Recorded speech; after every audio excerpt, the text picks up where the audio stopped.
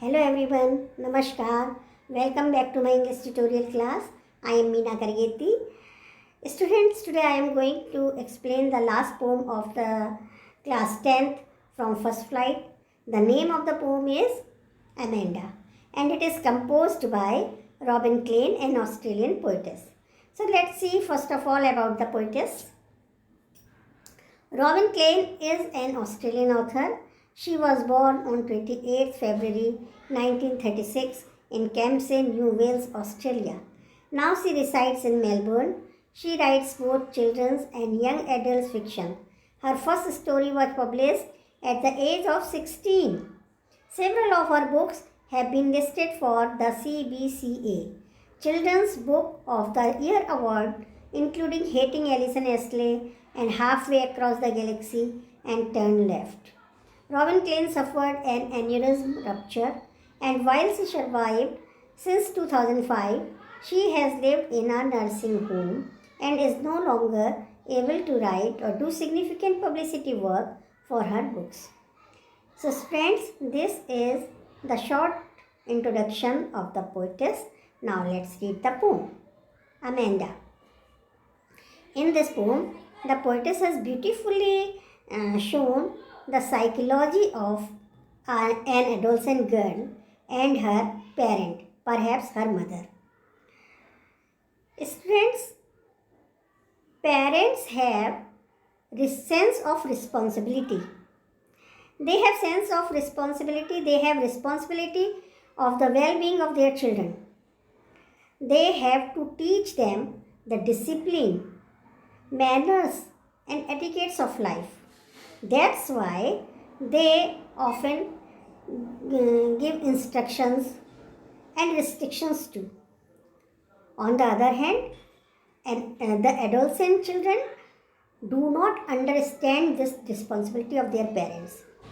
They think that their instructions, their restrictions, their teachings are the curtailment of their freedom and liberty. They do not want to live in reality. They live in their dream world, as Amanda does in this poem. So let's read this poem and how beautifully described the poetess. We will see it. There are the first stanza of this poem is spoken by her mother. I think it is her mother because most of time children live with their mother. That's why I am saying that her mother. Okay. Her mother says she is giving her instructions, or perhaps she is scolding her. She says, "Don't bite your nails, Amanda. Don't hunch your shoulders, Amanda. Stop that slouching and sit up straight, Amanda. Don't bite your nails, Amanda." Amanda की mummy जो है Amanda को instruct कर रही हैं, उसे समझा रही हैं, उसे सिखा रही हैं, निर्देश दे रही हैं कि don't bite your nails Amanda. Amanda, अपने नाखूनों को मत काटो. बाइट मीन्स दांतों से कट करना. तो कहती है दांतों से नाखून को मत काटो. This is not a good manner. It is not hygienic too. So she says don't bite your nails Amanda. Don't hunch your shoulders. Hunch means to raise your shoulder and bend forward. This is not a right posture. So she says don't hunch your shoulders. अपने कंधे उचका के मत बैठो. You have seen कि जब हमारा posture गलत हो जाता है ना, यूँ करके हम बैठते हैं तो हमारे पीठ में हमारे ऐसी आदत पड़ जाती है तो बम्प सा उठ जाता है. दैट इज़ कॉल्ड हंच, कुबड़. Stop that slouching and sit up straight, Amanda. Slouching means laziness. Stop that laziness. Laziness मत लेजी मत बनो अमेंडा. वो सुस्ती फैला रही है, ऐसी बैठी हुई है लेजी सी. तो उसकी मम्मी कहती है stop that slouching. Slouching means laziness. And sit up straight Amanda. Straight बैठिए आप. क्योंकि जब भी बच्चों हमें अपने स्टडी टेबल पर बैठते हैं हम या अपनी डाइनिंग टेबल पर, तो हमें स्ट्रेट बैठना चाहिए, ना कि यूँ झुक करके. ये हमारा गलत पोस्चर हो जाता है ना. तो जो पेरेंट्स होते हैं हमारे, वो केवल हमारी हर तरीके का डेवलपमेंट चाहते हैं, फिजिकल, मेंटल, मॉरल। ओके, तो इसलिए वो उसको बता रही है कि ये पोस्चर सही नहीं है झुक के बैठने का, स्ट्रेट बैठिए। But Amanda does not pay attention towards her mother because she does not like her teachings और instructions constantly.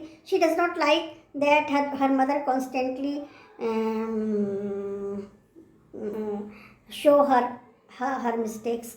So she is in her dreamland, in dream world, and she says, there is languid emerald sea, where the sole inhabitant is me, a mermaid, drifting blissfully. वो अब जो Amanda है वो तो अपनी mummy की बातों पे ध्यान ही नहीं दे रही है, वो तो अपनी कल्पना लोक में है और वो सोच रही है, there is a languid emerald sea. The languid means calm, relaxed, बिल्कुल शांत सा। Emerald is a precious stone of green colour. हरे रंग का एक बहुत ही कीमती नग होता है, पत्थर होता है, जिसे एमरल्ड बोलते हैं। तो सी का कलर कैसा है? एमरल्ड। तो ये नहीं कह रही एमरल्ड की तरह है समुद्र, कह रही एमरल्ड है। सी कैसा है? एमरल्ड मीन्स ग्रीन कलर का। Where the sole inhabitant is me, जहाँ sole means only one, inhabitant means dweller, निवासी, यहाँ की एकमात्र निवासी मैं हूँ। Mermaid, do you know what is mermaid? In mythological stories, mermaid is a creature which has upper body like a woman and lower body like a fish. Okay, Amanda thinks that she is a mermaid and drifting means moving, blissfully means happily, means Amanda imagines that she is a mermaid and she lives in a emerald color sea where nobody is there to disturb her. So she imagines that she is all alone in the sea and moving happily. But her mother is in her real world. So she says, did you finish your homework, Amanda? Did you tidy your room, Amanda? I thought I told you to clean your shoes, Amanda. उसकी mummy तो real world में है, वो कोई ना कल्पना लोग में उसके साथ में, तो उससे फिर पूछती है जब खाली बैठी हुई है, सुस्ती फैला रही है, उसने did you finish your homework Amanda? Amanda, did you complete your homework? Did you tidy means clean, did you clean your room Amanda? I thought I told you to clean your shoes, मुझे लगता है मैंने तुमसे तुम्हारे जूते साफ करने के लिए भी कहा था Amanda. Have you done your work और not? But Amanda doesn't listen to her mother. She says, I'm an orphan, roaming the street. I pattern soft dust with my hushed bare feet. The silence is golden. The freedom is sweet. जितनी भी bracket के अंदर लिखे हुए lines हैं वो Amanda की कल्पनाएं हैं। एमेंडा क्या कल्पना कर रही है? I am an orphan. जब उसकी मम्मी बहुत सारे क्वेश्चंस कर देती हैं कि तुमने होमवर्क किया नहीं किया और तुमने अपने शूज़ साफ़ करे या नहीं, तो वो सोचती है एमेंडा बहुत बड़ी लड़की नहीं है, छोटी ही है, तो उसे ये सब बहुत अपनी मम्मी की बातें बड़ी ट्रबलसम लग रही हैं। तो वो कल्पना कर रही है I am an orphan. Orphan means those children whose parents are dead.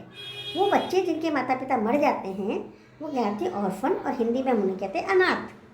बच्चों ये बहुत ही मिसफॉर्चून होता है, बहुत ही अनफॉर्चुनेट होते हैं वो बच्चे जिनके पेरेंट्स नहीं होते, यानी मर जाते हैं, जो बच्चे अनाथ होते हैं। तो उनकी दुख और उनकी तकलीफ़ अगर सच में देखा जाए, उनसे पूछा जाए तो पता लगेगा कि वो कितने ब्लेस्ड बच्चे हैं जिनके माता पिता होते हैं।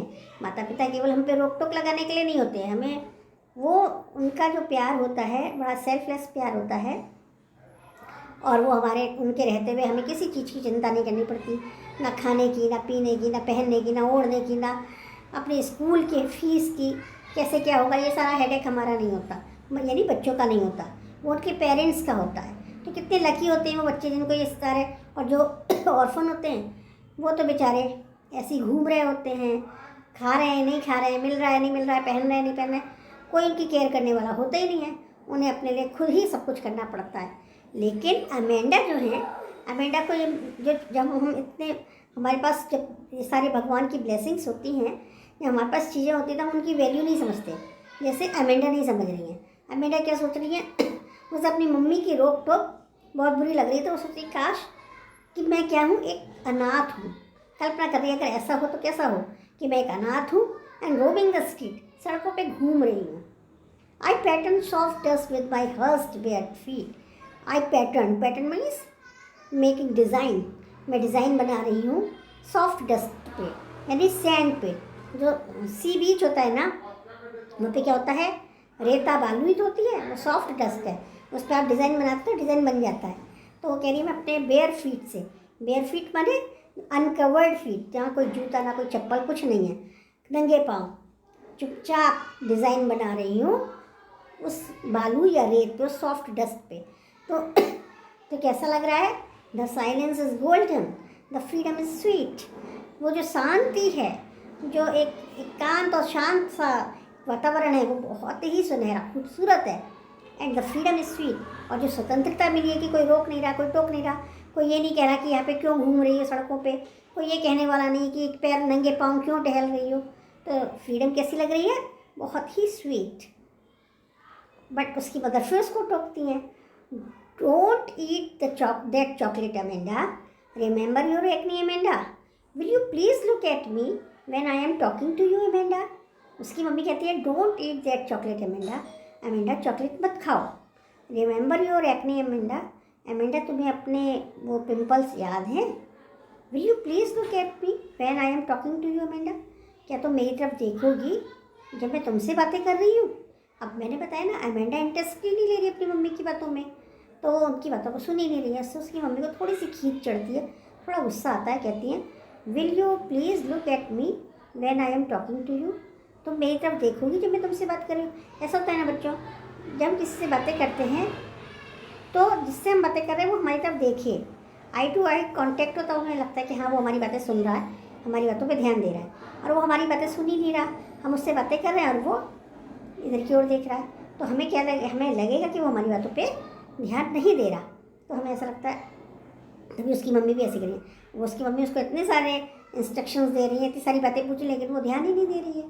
तो उसकी मम्मी कहती है will you please look at me when I am talking to you Amanda, क्या तुम मेरी बात सुनोगी जब मैं मेरी तरफ देखोगी जब मैं तुमसे बातें कर रही हूँ Amanda. I am Rapunzel. I have not a care. Life in a tower is tranquil and rare. I will certainly never let down my pride here. वो अभी भी अपनी मम्मी की बातें नहीं सुन रही है अमेंडा, और अपने ख्यालों में ही खोई है। आई एम रेपुंजल, मैं रेपुंजल हूँ। In folk tale Rapunzel is a character, Rapunzel is a girl who is brought up by a witch. Okay, the intentions of that witch were not good. She kept Rapunzel in a high tower and broke the staircase of that tower. When she had to climb down, she used to say to Rapunzel to loose down her long bright hair, so that holding Rapunzel's hair she could climb down. And when the witch had to come into the tower, she called Rapunzel to balcony and ordered her to let down her bright hair, so that holding her hair the witch would climb down. Okay, so this is the story. The story is long, but I am not telling you this story. I am telling you only this part. So what Amanda thinks? Amanda imagines that she is Rapunzel, and she says, I have not a care of life. Life in a tower is tranquil and rare. वो कहती है कि मैं Rapunzel हूँ। मैंने आपको बताया कि रेपुंजल को उस जादूगरनी ने एक शांत एकांत से उसमें रखा था, टावर में रखा था, ऊंचे से टावर में, वहाँ कोई नहीं था। लेकिन ये बड़ा ही अनकॉमन है, because man is a social creature. Okay, वो सामाजिक प्राणी है इंसान, हमें लोगों का साथ चाहिए होता है, अपने माता पिता का, भाई बहनों का, दोस्तों का, नाते रिश्तेदारों का, जिनसे हम बात कर सकें, अपनी बातों को शेयर कर सकें, उनकी बात सुन सकें। नितांत अकेले में तो इंसान बहुत दूर हो जाएगा, लेकिन रेपंजल जो थी वो बेचारी को बचपन से ही वैसे रखा गया था, तो उसे ऐसा कुछ मालूम ही नहीं था, तो वो रह ली। लेकिन एमेंडा कहती है मैं लोगों को ये बात अनकॉमन लग सकती है कि कैसे रहें अकेले में, लेकिन मेरे को कोई परवाह नहीं, मेरे को कोई फ़र्क नहीं पड़ता। I have not a care, life in a tower is twinkle and rare. अगर टावर की लाइफ, उस जो टावर है उसकी लाइफ बड़ी शांत और अनोखी सी है, अनकॉमन सी है, तो इससे मुझे कोई फ़र्क नहीं पड़ता, मैं रह लूँगी ऐसे। I will certainly never let down my bright hair. और वो तो रेपेंजल तो फिर भी अपने हेयर को लेट डाउन करती थी, नीचे डालती थी कि जादूगरनी नीचे उतरे और फिर वापस ऊपर चढ़ के आए। I will certainly never let down. मैं निश्चित रूप से कभी नीचे नहीं डालूंगी अपने बालों को किसी के लिए भी कि कोई ऊपर चढ़ के आए। यानी मुझे किसी की रोक टोक पसंद नहीं है। वो जो विच है वो उसकी भले ही रेपेंजल की बायोलॉजिकल मदर नहीं है, लेकिन उसने उसे पाला है, तो वो भी उस पर इंस्ट्रक्शंस लगाती होगी, को देती होगी, उसको रिस्ट्रिक्शंस लगाती होगी। तो मैंने कहा मुझे तो किसी का भी नहीं चाहिए, तो मैं बालों को डालूंगी नहीं नीचे, खोलूंगी नहीं, तो कोई कैसे ऊपर आ पाएगा। अब वो यही सब सोच रही है, और उसकी मम्मी ने जब उसको इतने सारे क्वेश्चंस पूछ लिए, तुमने ये करा वो करा वो करा, तो थोड़ी उदास सी भी हो गई। मम्मी की बातें उसको बड़ी ही डिस्टर्ब करने वाली लगती है ना, इसलिए वो थोड़ी, तो उसकी मम्मी कहती stop that sulking at once Amanda, you are always so moody Amanda, anyone would think that I nagged at you Amanda. उसकी मम्मी कहती stop that sulking, sulking means sad हो जाना, annoyed. Stop that sulking at once Amanda, Amanda ये बुरा मानना और दुखी होना बंद करो, मतलब क्यों इतनी उदास हो रही हो, नाराज़ हो रही हो। You are always so moody Amanda, Amanda तुम हमेशा मूडी रहती हो। मूडी मीन्स अनसर्टेन बिहेवियर, जो मतलब पता ही नहीं चल रहा कि कब खुश हो गए कब नाराज़ हो गए, बिना बात के ही नाराज़ हो गए, बिना बात के ही खुश हो गए, इस टाइप का मूडी सा behaviour. You are always so moody Amanda, anyone would think I nagged at you Amanda. कोई भी ये सोचेगा, जो हमारी बात सुनेगा, तो वही सोचेगा कि मैंने तुम्हारे को रोक टोक करी है, इसलिए तुम इतनी परेशान हो गई हो, जबकि सच्चाई ये नहीं है। मैं तुम्हें सही बात पे तुमसे कह रही हूँ और तुम इस बात पे बुरा मान गई। तो कोई भी ये सोचेगा शायद मैं तुम्हें नैगिंग एट मीन्स हैरेस करना, परेशान कर देना, ये करो ये मत करो, लगातार ऐसा बोल करके। जबकि मम्मी को क्या लग रहा है, मैं कुछ गलत नहीं कर रही, मैं जो बता रही हूँ सही कह रही हूँ, और तुम इस बात पे बुरा मान रही हो, तो लोग मुझे गलत समझेंगे। So students, this is the explanation of the pome. It is ये वो है कि मदर और बेटी की साइकोलॉजी, की बेटी चीज़ों को कैसे नेगेटिव लेती है अपनी मम्मी के इंस्ट्रक्शंस को, और मम्मी अपनी रिस्पॉन्सिबिलिटी, अपनी ड्यूटी नहीं छोड़ती। बुरा मान रही है तो गलत मान रही है वो, लेकिन वो तो उन्हें सिखाएंगी, वो तो उसे डिसिप्लिन में रखेंगी। तो ये हमेशा हर किसी के साथ में होता है बच्चों। नाउ अब मैंने आप लोगों के लिए कुछ वर्ड मीनिंग्स लिखे हैं, जो कि मैंने आपको पहले बता भी दिए। Even though hunch means to raise and bend the top of one's body forward, अपने कंधों को ऊपर उठा करके अपनी आगे की बॉडी को, अपने ऊपर की बॉडी को आगे की ओर झुकाना, ये कहलाता है हंच करना, यूँ करना। Slouch means a lazy drooping posture of movement, आलस्य फैलाना, आलस्य के साथ स्लाउच बने आलस्य, सुस्ती, धीरे धीरे उठ रहे हैं, धीरे धीरे बैठ रहे हैं, धीरे धीरे चल रहे हैं। Languid means calm relaxed, languid means calm, शांत और बिल्कुल शांत स्थिर सा। Emerald green colour stone, mermaid a mythical creature whose upper body is like a woman and lower body like a fish. Drifting means moving slowly, धीरे धीरे चलना। blissfully means happily, joyfully।